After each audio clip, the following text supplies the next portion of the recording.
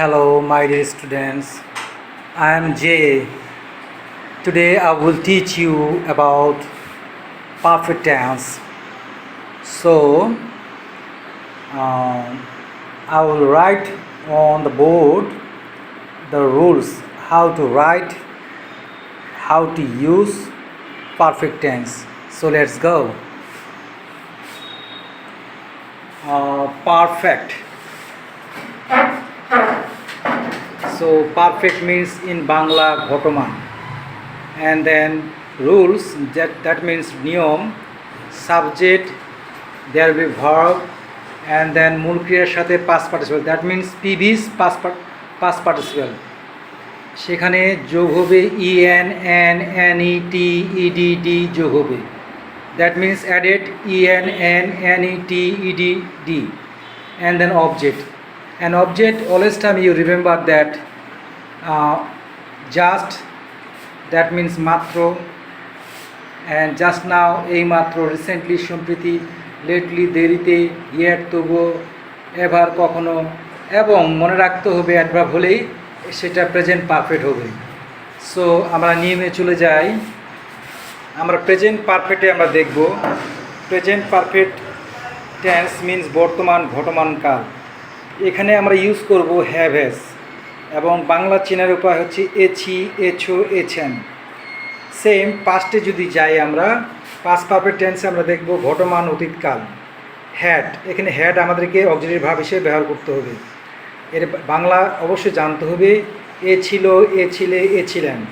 এবং যদি আমরা ফিউচার পারফেক্টে যাই তাহলে আমরা দেখব ফিউচার পারফেক্ট টেন্স ঘটমান ভবিষ্যৎকাল। এখানে আমরা অক্সিলারি ভার্ব ব্যবহার করব উইল হ্যাভ। এ থাকবো, এ থাকবে, এ থাকবেন। সো আমরা জানি পার্সন মানে পুরুষ। পার্সন তিন প্রকার, first person, second person, third person. So আমরা দেখি singular number and plural number. So আমি করেছি, this is present perfect.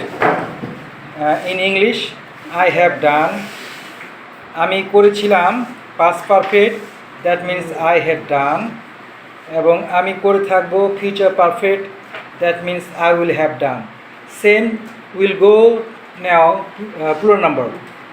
So আমরা করেছি we have done, আমরা করেছিলাম we had done, আমরা করে থাকবো will have done. সেম আমরা সেকেন্ড পার্সনে যদি যাই তাহলে দেখব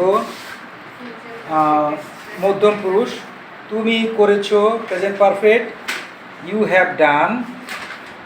এবং তুমি করেছিলে past perfect, you had done.